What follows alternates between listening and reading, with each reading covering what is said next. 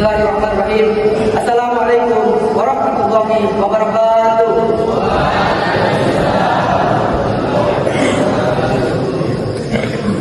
Innal hamdalillah nahmaduhu wa nasta'inuhu wa nastaghfiruh wa na'udzu billahi min shururi anfusina wa min sayyiati a'malina. May yahdihillahu fala mudilla lahu wa man yudlil fala hadiya lahu. Asyhadu an la ilaha illallah wa asyhadu anna Muhammadan abduhu wa rasuluh. Amma ba'd. Pertama-tama marilah kita panjatkan puja dan puji syukur kita atas kehadiran Allah Subhanahu wa taala. Karena berkat kesempatan, kesehatan yang diberikan kepada kita sehingga kita dapat hadir di masjid yang penuh berkah ini guna untuk menjalankan kewajiban kita sebagai umat Islam, yaitu sholat subuh secara berjamaah. Tanpa pula kita kirimkan selawat dan salam kepada Nabi Muhammad sallallahu alaihi wasallam,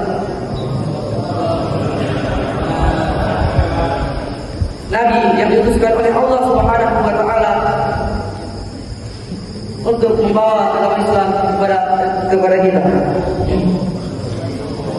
Berbicara tentang dunia tentu tidak lepas dari yang namanya ujian dan cobaan, baik itu dalam bentuk kesenangan maupun kesulitan. Allah Subhanahu wa taala menguji kita untuk melihat sejauh mana keimanan kita. Dalam Al-Qur'an Allah Subhanahu wa taala berfirman, "Wala nabluwannakum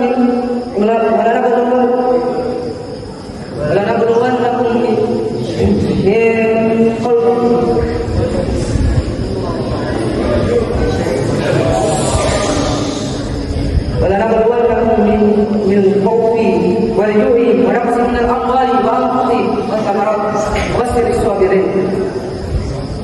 Dan kami pasti akan mengujimu dengan sedikit ketakutan, kelaparan, kekurangan harta, jiwa dan keuangan. Dan sampaikanlah kabar gembira kepada orang-orang yang sabar. Quran surah Al-Baqarah ayat 155. Pada awal ayat ini menjelaskan bahwa setiap manusia pasti akan menghadapi yang namanya ujian dan cobaan. Tidak ada manusia, bukan makhluk hidup yang tidak pernah merasakan yang namanya ujian dan musibah. Pada ayat ini pula dikatakan bahwa ujian dan musibah dapat berupa ketakutan, kelaparan, kekurangan harta, jiwa dan keuangan. Lalu dilanjutkan dengan kata "Wabashshiris sabirin." Sampaikanlah kabar gembira kepada orang-orang yang sabar, yang artinya orang-orang yang sabar dalam menghadapi ujian akan dapat kabar gembira dan rahmat di sisi Allah Subhanahu wa taala. Orang-orang sabar yang dimaksud dijelaskan pada ayat selanjutnya, yaitu alladzina idza asabatuhum musibah qalu inna lillahi wa inna ilaihi raji'un. Yaitu orang-orang yang apabila ditimpa musibah mereka mengucapkan inna lillahi wa inna ilaihi raji'un. Sesungguhnya kami adalah milik Allah dan sesungguhnya hanya kepadanya lah kami kembali. Quran surah Al-Baqarah ayat 156. Para ulama sepakat berpendapat bahwa kalimat inna lillahi diucapkan ketika kita sedang mendapatkan musibah, baik itu musibah besar maupun musibah kecil. Ini menunjukkan bahwa kepasrahan kita, kesabaran kita, dan penerimaan kita atas ketetapan Allah Subhanahu wa taala. Kalimat inna lillahi mengingatkan bahwa kita adalah hamba Allah yang berhak berbuat sesuai kehendaknya, dan kalimat wa inna ilaihi raji'un menegaskan keyakinan bahwa semua akan kembali kepadanya untuk menghisab dan membalas perbuatan yang dilakukan di dunia. Dikisahkan tentang seorang ayah dan anaknya yang masih kecil. Mereka memiliki hubungan yang sangat dekat. Setiap hari sang ayah selalu bermain dan mengajari berbagai hal kehidupan kepada anaknya. Kehidupan mereka sangat bahagia. Lalu suatu hari sang ayah diuji oleh Allah Subhanahu wa taala, yang dimana sang anak meninggal dunia karena penyakit yang dialami. Dan ayah itu tentu merasa sangat terpukul dengan apa yang dialaminya. Namun ia mengingat bahwa segala sesuatu berasal dari Allah dan akan kembali pula kepada Allah Subhanahu wa taala. Dengan hati yang lapang ia mengucapkan kalimat istirja atau inna lillahi wa inna dan meyakini bahwa takdir ini adalah yang terbaik.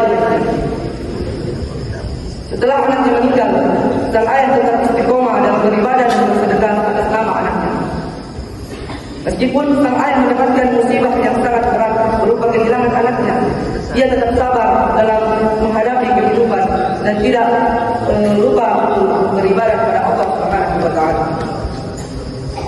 Lalu apa kata Allah Subhanahu wa taala? Allah akan memberikannya pahala yang luar biasa dan kelak akan mempertemukannya di surga.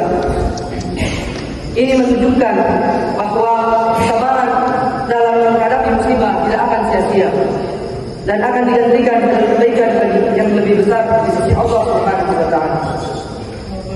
Dalam sebuah hadis, Nabi Muhammad SAW bersabda, sesungguhnya besarnya pahala sesuai dengan besarnya ujian. Dan sesungguhnya apabila Allah mencintai suatu kaum, tentu Allah akan mengujinya. Barang siapa yang ridho, maka baginya keridhaan Allah Subhanahu wa taala. Dan barang siapa yang murka, maka baginya pula kemurkaan Allah Subhanahu wa taala. Hadis riwayat At-Tirmizi. Hadis ini mengajarkan kepada kita untuk selalu bersikap sabar dan ikhlas dalam menghadapi segala ujian. Karena ujian tersebut merupakan cara Allah untuk meningkatkan derajat dan menghapus dosa-dosa hamba-Nya. Nabi Muhammad juga bersabda, "As-sabru diyah." Sabar adalah cahaya. Hadis riwayat Muslim.